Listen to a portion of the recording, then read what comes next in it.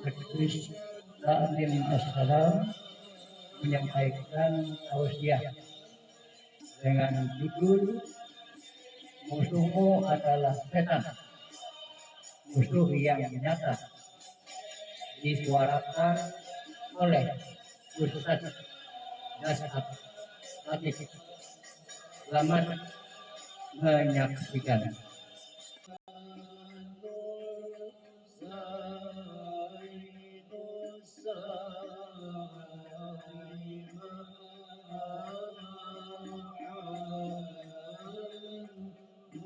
Musuhmu bukan 03, musuhmu bukan aparat, musuhmu bukan polisi, musuhmu bukan tentara, tapi musuhmu adalah setan, di mana setan itu musuh yang nyata bagi kalian. Begitu kata Allah. Tapi percayalah, setan itu tidak selalu yang tidak dilihat. Setan itu tidak selalu yang tidak nampak yang ada di benak kita saat kita kecil. Setan itu memiliki dua karakter dan pribadi, kata Quraisy Shihab. Apa itu? Sesat dan menyesatkan. Kalau dia tidak sholat, dia baru sesat. Belum jadi setan. Tapi kalau dia halangi orang sholat, itu sudah menyesatkan. Kalau orang tidak dakwah, itu belum jadi setan, dia baru sesat. Tapi kalau dia sudah halangi dakwah, itu sudah menyesatkan, sudah setan. Dan setan dalam bentuk manusia jauh lebih susah mengusirnya daripada setan yang tidak nampak. Kalau setan yang tidak nampak, seperti yang kita percayai waktu kita kecil, itu gampang ngusirnya. Bacakan Al-Fatihah, bacakan surah Yasin, lari nih.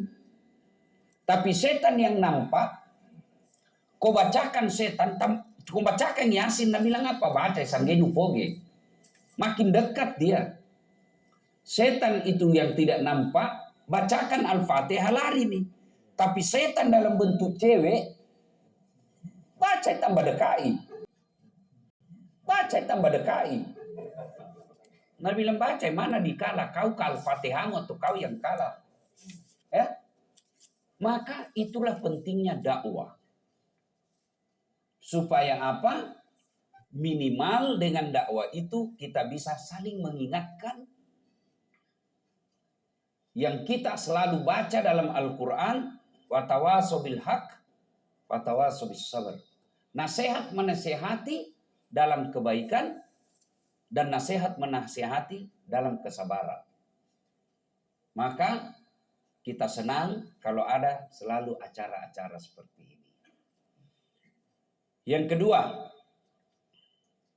Bapak-bapak, kalau bercanda sama saya, kita dorong dadaku masih ketawa, Kak. Kita dorong saya punya perut masih senyum. Kita dorong saya punya belakang masih ketawa saya. Tapi jangan coba-coba dorong kepalaku. Toh? Coba langsung kita bercanda, langsung kita kasih gini kepalaku. Pak kira-kira ya, payah. Mengamuk orang toh, wih, pelan-pelan bos. Iya toh? Kenapa? Harga diri tubuh kita ini kepala. Alena beliau ulu. Tapi Pak Hayat kasih saya uang 10 juta. Alhamdulillah. Hoax. Contoh gini bu. Toh? Nah kasih kak uang 10 juta. Tapi pakai kaki. Kira-kira bagaimana perasaanku? Nah bilang, dasarnya 10 juta. Kira-kira bagaimana perasaanku Pak? Saya pasti bilang, pelan-pelan Pak ya. Biar semiskin yang kau hina kaus. Kenapa? Kaki anggota tubuh paling hina. Tapi ketika kita sujud di hadapan Allah, coba ibu, ini kepala yang paling mulia, kaki yang paling hina. Allah bilang, dah saat kasih tunduk itu kepalamu, alena beliau, itu kepalamu yang paling mulia, rendahkan serendah-rendah sehina-hinanya dengan kakimu. Kenapa? Kau berhadapan dengan saya, Tuhanmu. Itulah sebabnya kita katakan Allahu Akbar. Ini mipua malopo, ia ataka. Iko puang lo sompa, ia ataka puang. Maka heran tentunya kalau ada orang rajin sholat tapi masih sombong. Heran tentunya kalau ada pejabat ngomongnya sombong dan takabur. Itulah sebabnya agama mengajarkan inna salata tanha anil fahsya'i wal munkar. Salat itu mencegah kita dari perbuatan keji dan mungkar. Itulah sebabnya puncak dari penghambaan kepada Allah salat. Kalau orang dagang, orang haji, boleh orang sambil dagang. Pak Hayat bawa jamaah pergi haji dan umroh. Dia titip rokok di kopornya jamaah. Boleh, boleh dagang. Iya toh? Boleh orang haji lagi dagang, boleh. Bawa karpet pulang. Jual boleh. Boleh enggak orang tawaf sambil nyanyi? Boleh. Coba orang tawaf itu banyak dilihat. Labbaik Allahumma labbaik, labbaik la syarika laka labbaik. Dia sambil nyanyi-nyanyi dia tawaf. Orang puasa boleh enggak sambil dagang? Boleh. Lagi tunggu buka puasa, tiba-tiba datang, "Oi, berapa gas?" "Ai naik gas hilang semua." Berapa minyak goreng? Ambil semua cadek. Nah cini minyak goreng muka kata. Anak until. Iya toh? Boleh. Tapi boleh enggak orang sholat sambil nyanyi? Allahu Akbar. Begadang jangan begadang. Pasti misalah. Iya toh? Kalau perempuan ikut campur kekuasaan,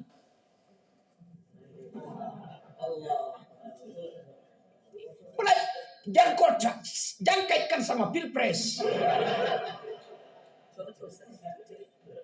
Saya hanya sampaikan ini supaya kita belajar menurut Quran. Jangan kau belajar akalmu saja, buka hatimu. Nah, Fir'aun berkuasa, tapi dia puncak cinta kepada istrinya. Jangko, saya mau itu. Saya mau pelihara. Akhirnya Fir'aun takluk. Dan itu beberapa kali dipelajarkan dalam Quran. Siapa yang menggoda Nabi Adam sehingga tersesat? Siapa? Siti Hawa. Lalu siapa yang membocorkan ketika rafatnya kafir Quraisy mau membunuh Muhammad SAW waktu itu? Keputusan Muhammad mau dibunuh. Jangan bocor ini rapat. Kalau ada yang bocorkan kita penggal. Siapa yang bocorkan hasil rapat? Ada bapak-bapak dia cerita sama istrinya. Makanya rahasia negara jangan kau kasih tahu istrimu, bocor. Jangan buka pilpres, ngadu bukan jadi. Sudah. Akhirnya Musa dibesarkan dalam lingkungan istananya Fir'aun. Bahasa kasarnya kita sekarang ini anak angkat itu Nabi Musa. Lalu dilihat lingkungan istana, banyak ndak beres ini. Banyak ndak cocok ini. Musa alaihissalam dia tinggalkan istana lalu melakukan pembangkangan atau perlawanan. Apa dia berkhianat? Tidak. Apa dia Nabi Musa berkhianat kepada Fir'aun yang membesarkannya? Tidak. Tapi dia lihat ada yang tidak beres. Tentu akan lagi berbicara. Kalau Allah berkehendak, kan semua kekuasaan ini Allah yang kasih.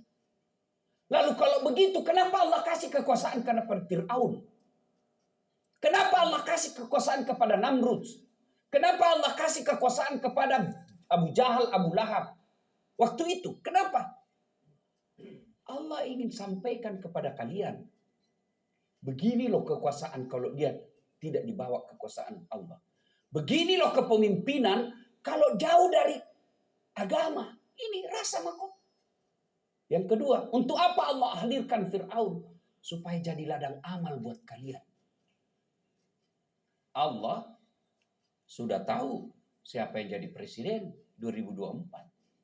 Sudah tahu itu. Allah sudah catat. Cuma Allah mau tahu dasar kau sama siapa.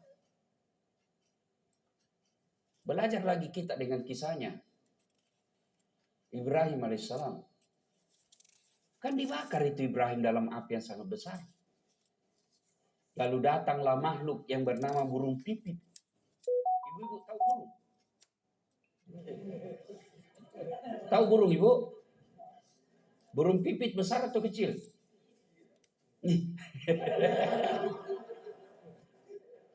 Ya toh? Datang Tommy bawa air kodong. Di paruhnya. Kah masih. Datang Tommy.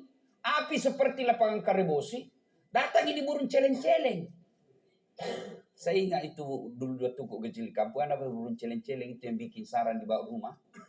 Ya kurang lebih airnya dia dalam paruhnya. Ya tidak cukup 1 sendok. Terbang di kodong bawah. Datang pembuli. Datang Pak. Buser. Ini bodoh sekali kita Pak kalau kita tidak belajar dari sejarah. Itu sebabnya Quran itu lebih banyak sejarah karena pasti ada hikmahnya. Datang itu kodong dibully sama buser. Mana bisa menang kecil surveinya. Carita mati, tidak mungkin. Tidak gagal duina. Mungkin itu buser Pak.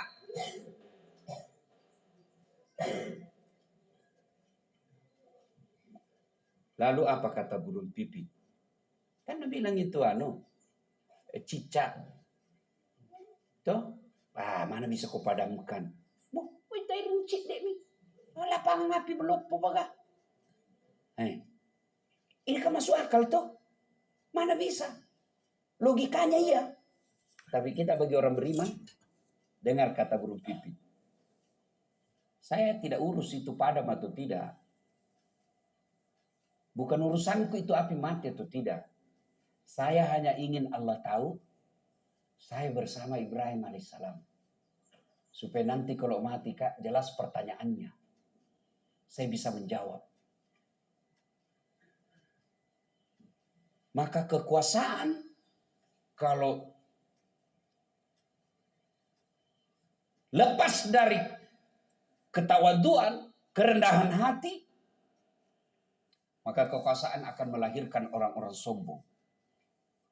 Dan kalau orang-orang sombong telah berkuasa, maka rakyatnya dianggap sesuatu yang hamba sahaya. Nah, itu gunanya orang sholat. Ya, sujud di hadapan Allah. Supaya apa? Kita tahu semua ini hanya titipan dari Allah Subhanahu wa taala.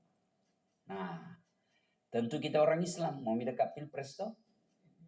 Iya kan? Saya ditanya, Ustadz, netral? Tidak. Motor itu kalau digas full, netral, enggak jalan nih.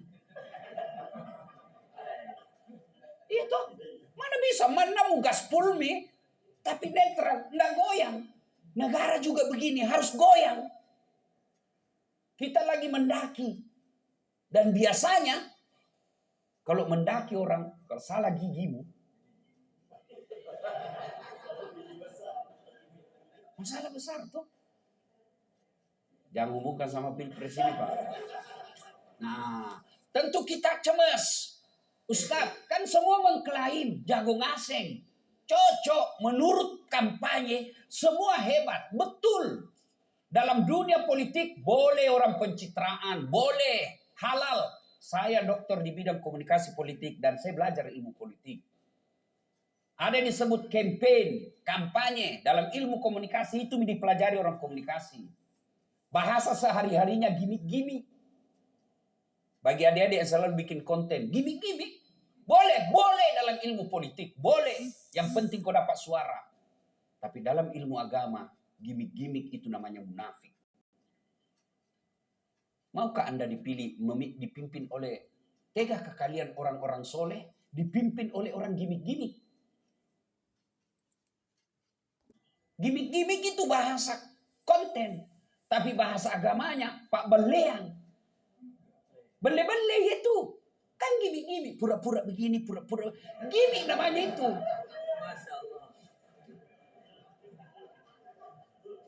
Gimik-gimik namanya itu. Tapi karena kita ini orang Indonesia, tolong dulu, Bu, saya berharap Bapak buka hati, buka pikiran. Ya, kita buka hati, buka pikiran. Aneh tentunya kalau kita orang rajin berjamaah, tapi kita milik presiden karena gimik-gimik. Ada yang salah dengan salat kita. Karena kita namanya menghaluskan bahasa, maka orang bule menyebutnya gimik, orang bule menyebutkan campaign, orang bule menyatakan pencitraan, kita orang Islam menyebutnya dengan kemunafikan. Dan munafik dalam agama jelas posisinya. Innal munafiqina fid darkil asfali minan nar. Sesungguhnya orang munafik itu tempatnya di neraka. Nah, sekarang patronnya apa? Jangan kau cemas. Agama Islam agama paripurna. Milih pemimpin bukan perkara gampang. Orang milih imam saja itu kan ada kriterianya. Kenapa? Karena kalau imam salah ngasing kok. Maka Allah kasih Nabi melalui nabinya. Satu, ini sudah kita tahu semua. Tak lewat-lewat kalau kita penghuni masjid kita tidak tahu itu kriteria 4 pemimpin. Sifat para nabi dan rasul. Pertama, patona. Apa yang patona? Apa? Hah? Cerdas.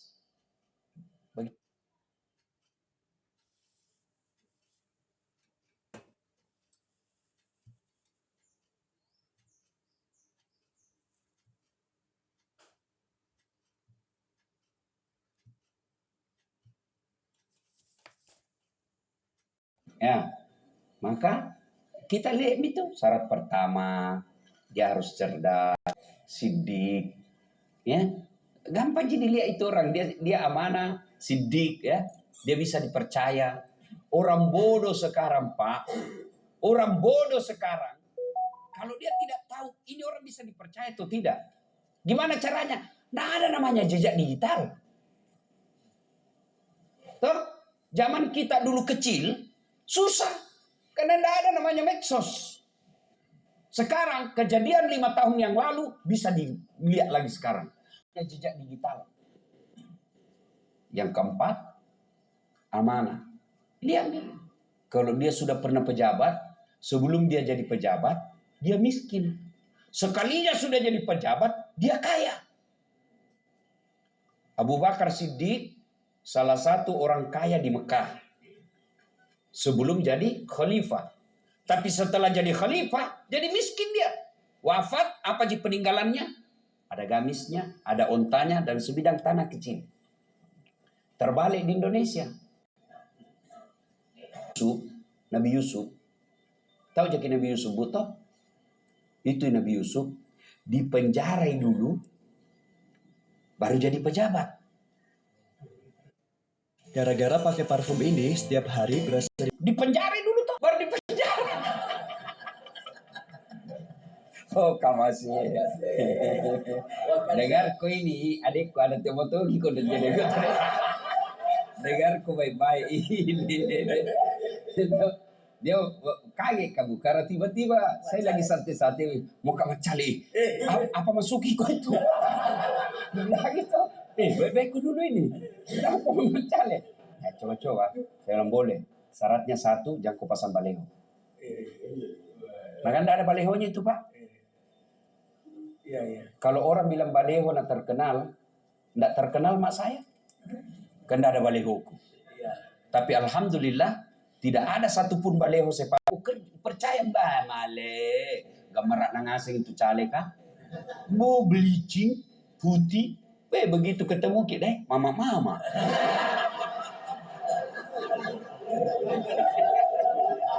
Percaya sama gue itu baleho. Yang kedua, nah Saya bilang jangan kau bilang kau serang pajar. 2014 saya pilih wali. Siapa yang kalah? Enggak, saya enggak kalah. Cuma Sorana dari Pamanto lebih banyak. Coba menang nggak waktu itu, setengah mati hormat sampai sekarang. Tahu bisa jadi periksa KPK.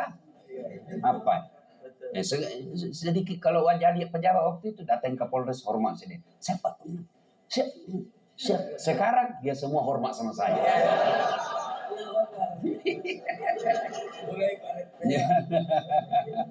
Nah, Bapak Ibu saudara-saudara sekalian, ya, mari jernihkan hati dan pikiran. Jangan anggap remeh pemilih presiden. Keliru kita kalau kita anggap ini perkara gampang. Enggak. Presiden, dia akan mengatur polisi kita. Mau kemana arahnya. Presiden, dia akan mengatur jaksa kita. Presiden akan mengatur tentara kita. Ini semua adalah pemegang tampuk kekuasaan dalam republik. Tidak sejengkal pun tanah di Republik Indonesia ini tidak dibawa kekuasaannya seorang presiden. Maka hati-hati. Kalau boleh berwasiat, HP tak semua ada Quran. Kalau boleh ketika nanti mungkin mencoblos, buka itu Quran yang ada di aplikasi kita. Lihat itu suratul Fatihah. Lihat suratul Fatihah. Baru lihat itu kertas suara. Tanya hati dan pikiran kita.